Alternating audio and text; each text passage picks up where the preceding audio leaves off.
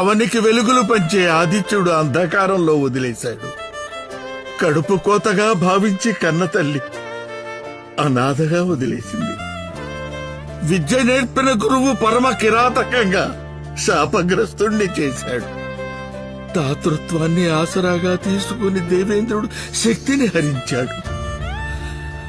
ఓర్మికి ప్రతీకగా పరిడవిల్లే భూమాత సైతం ఆగ్రహించింది.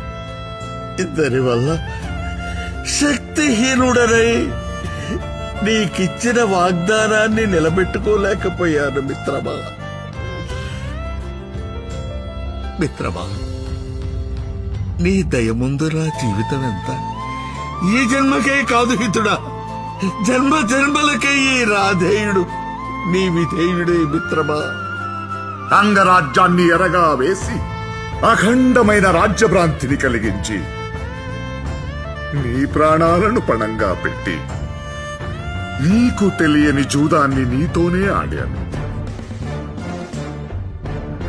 స్నేహమనే ముసుగులో ద్రోహం చేసిన అపరాధ భావం అగ్నిజ్వాలలా నన్ను దహించి వేస్తోంది. క్షమించవలసింది నేను కాదు, నువ్వు రాధేయ, నువ్వు.